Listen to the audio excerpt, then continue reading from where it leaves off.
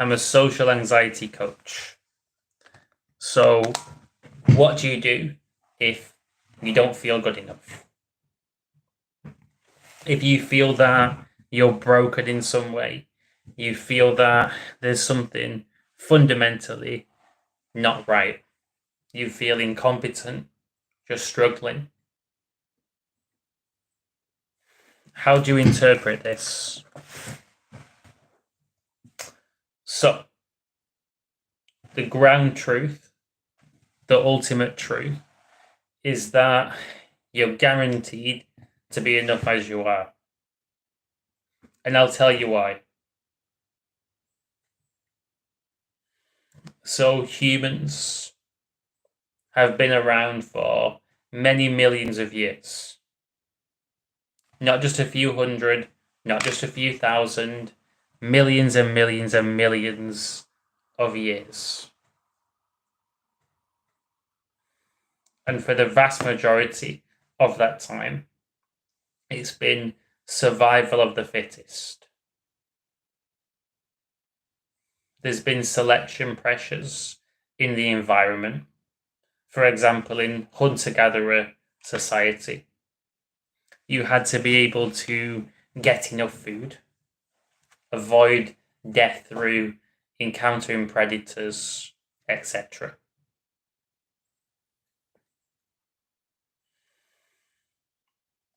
So what this means is that for you to be here listening to this video, it's no fluke. It's not luck. Luck could explain a few successful rounds of survival and reproduction, but not for millions and millions and millions of years.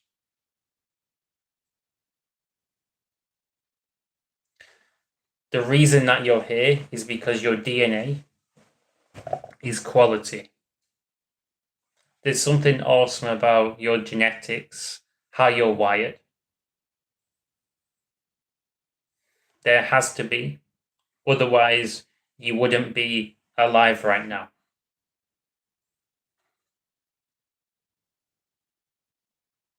Plenty of species became extinct. And I'm sure that many types of people struggled and didn't make it. So even if you feel that certain people in your life have rejected you, nature hasn't rejected you. So your DNA is enough. But what usually has happened when someone believes that they're not good enough is they've been through some stuff, some personal challenges.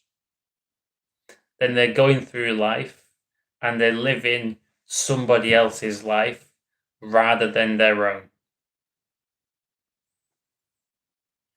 Maybe they're trying to please their parents by going to university and studying a certain degree.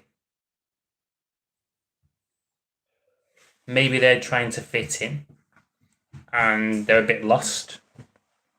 They're just following the herd, being pushed around like sheep. If you're struggling in life and you keep on getting this feedback that you're not good enough, maybe you're misinterpreting that feedback. Because you already know that fundamentally you're good enough. Is it possible that the feedback you're getting from the fact that you're struggling and you feel incompetent is really life telling you that you're on the wrong path? Perhaps you're not being yourself. You're not living your purpose. You're not playing to your natural strengths.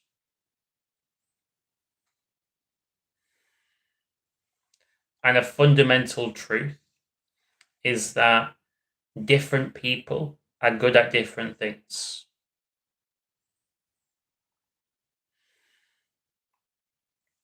Take football managers, for example. So I'm a Manchester City fan, and I like the manager Pep Guardiola.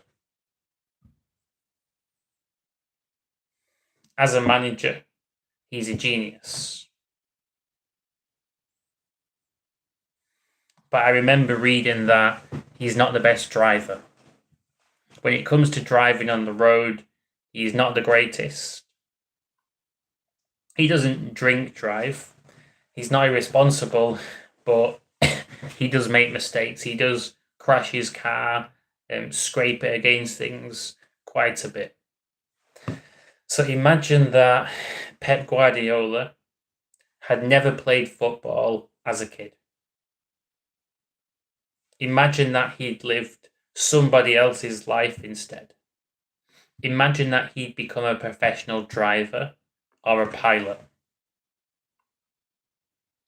He might really suck as a pilot. And if he'd gone down that wrong path, he'd be getting this feedback that he's not good enough. Because he would be struggling, he'd feel inadequate. He'd feel like he's lacking the skills to thrive in that environment. But really, life would be communicating exactly that message to him, lacking the skills to thrive in that environment, but not in a different context.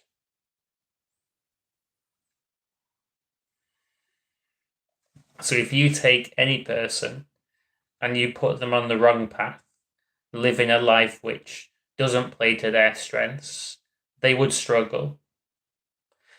And if they had this insecurity that they weren't good enough, their experience would keep feeding this insecurity and keeping it alive.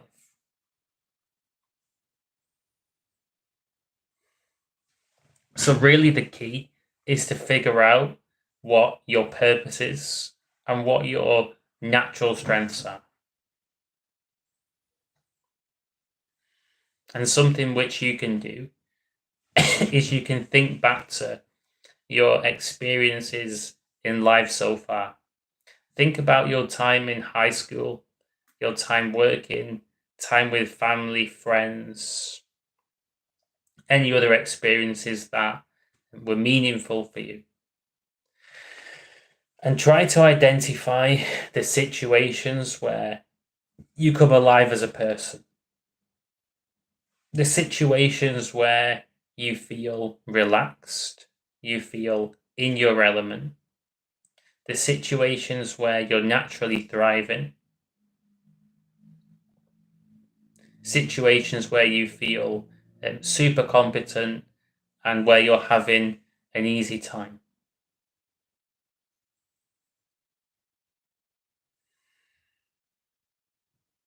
I remember at a coffee social that I ran sometime last year, a girl came to this event and she believed that she was incompetent, struggled in life. She didn't know what her natural strengths were. And through the discussion, she remembered that whenever it came to performance-based activities, for example, drama classes in high school, she was naturally good. She'd really enjoy those situations, feel alive, she would light up and have a great time. And she was pursuing a career which was far away from this. I can't remember what her job was, but it didn't involve performance. So she was living a life that didn't play to her natural strengths. And I don't know what decisions she's made since this event, but if she's shifted career, or at least took my encouragement to reconnect with drama, at least as a hobby, she'd be a lot more confident as a person.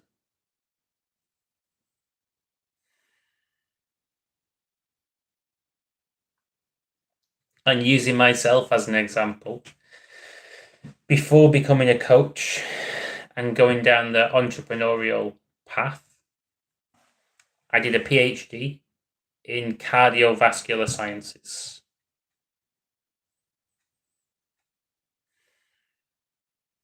So I was in the lab doing experiments and also doing some computational modeling,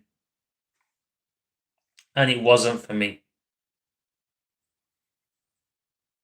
I wasn't a natural in the lab, so I spent a lot of time working extra hours, coming in on the evenings, the weekends, etc.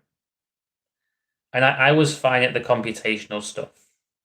Overall, I passed, but I knew that if I pursued a career in science, while I could get by with a lot of hard work, I'd only ever be mediocre in that career, in that field.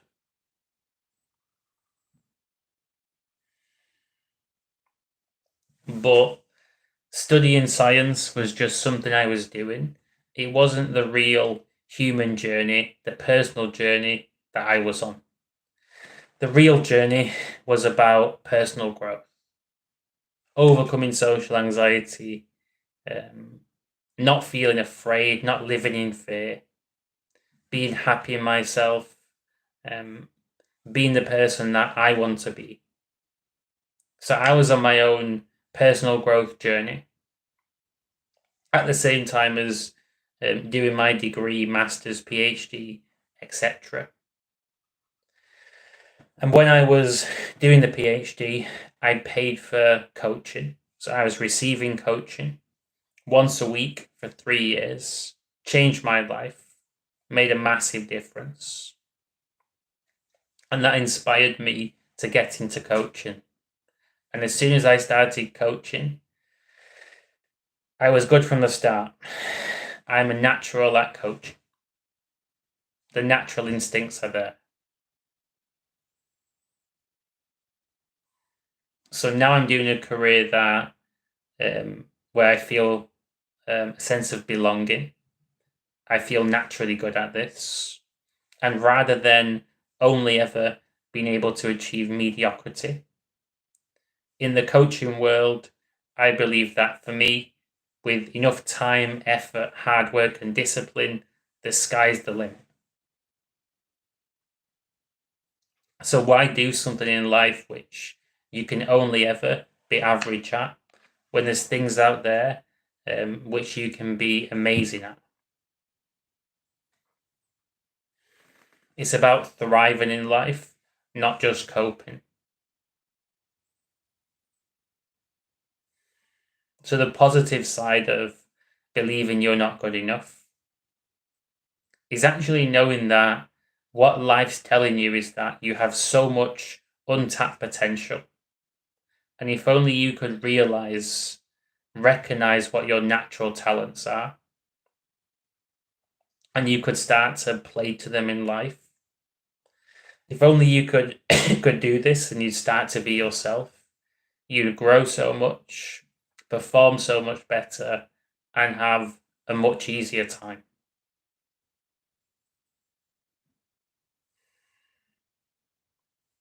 Just like there's different breeds of dogs out there, you have greyhounds, bulldogs, labradors. There's different breeds of people. So perhaps if you're struggling in life, perhaps you're a Labrador and you're racing with greyhounds. And you think, well, I've just got to keep trying harder, got to just keep on working, and finally I'll be able to outrace these greyhounds.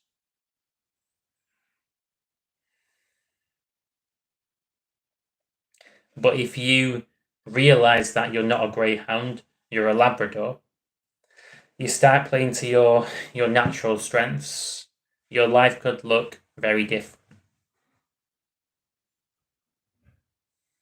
Other reasons why you might not believe you're good enough could be because you're around the wrong people. this is common as well. Maybe you're around more narcissistic people, people that don't believe in you, people that they negatively affect your mood and confidence. And this makes it harder for you to be yourself. And since being yourself and playing to your strengths is the answer to how you feel good enough, maybe you need to distance yourself from people who are dragging you down and sucking your energy, killing your vibe, and get around good people that believe in you, people who you naturally connect with. You have an easy time talking to. And I say people, but this also includes all content. If reading the news, watching certain TV shows, reading certain books is making you feel really down, it's making you doubt yourself, increasing your levels of anxiety, then maybe that content you're consuming is actually feeding the narrative that you're not good enough, and it's not right for you to be consuming that content. It's not fair on you to be subjected to negativity from outside, from other people, from content. But if you start to get yourself around good people and good content, bit of a tongue twister, you might feel very different.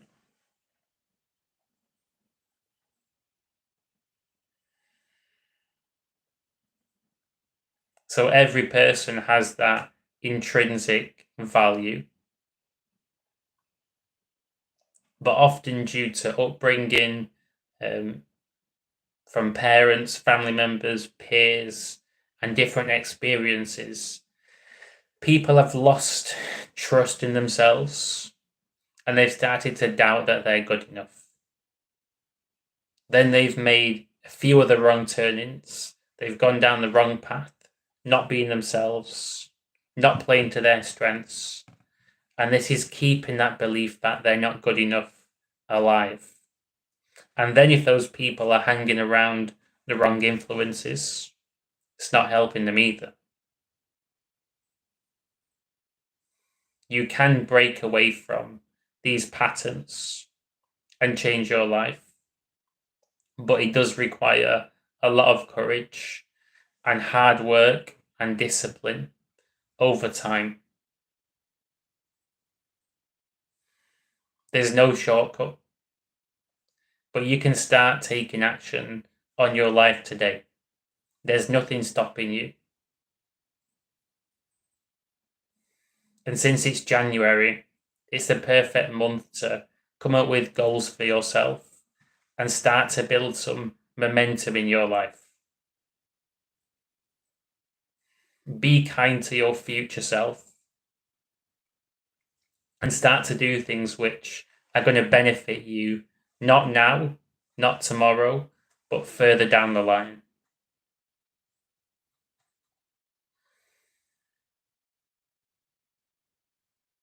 So building momentum, setting goals, a great thing to focus on in January. And there's nothing stopping you from taking action, figuring out what your purpose is in life, figuring out what situations make you feel alive, going out there and getting experiences which tell you this, being on this self-discovery journey. There's no reason why you can't start this journey now. Become a warrior in your life. Exert some personal leadership. Grab your life by the scruff of the neck and lead yourself to a better future.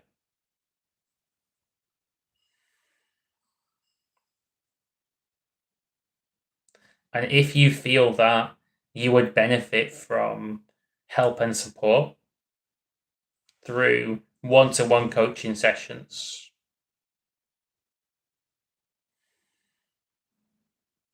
for example, one session a month for 2 hours at a time, you're very welcome to send me an email. And I typically do sessions on a pay-as-you-go basis so that I'm not tied to a particular person and they're not tied to me either. There's a nice level of trust and freedom. And having access to regular motivation, accountability, someone to challenge your limiting beliefs, guide you on the right path, and help you to release whatever's bothering you, process things that you might not have fully processed. If you think that this kind of work could help you out, then get in touch with me. Go to my homepage and see my email address. I'll find it in the description box and take that brave step of reaching out. At the same time, if you want to come and check out one of my coffee social events, which take place every month in Birmingham, for people with social anxiety looking to build confidence, figure out what their natural strengths are, make friends, have fun, etc. Again, you can send me an email and I can send you a link to my group where you can look at upcoming events and book yourself on. Until next time, have an awesome rest of your day. I'm going to relax for 10 minutes or so before a coaching session over a video call. So enjoy your evening.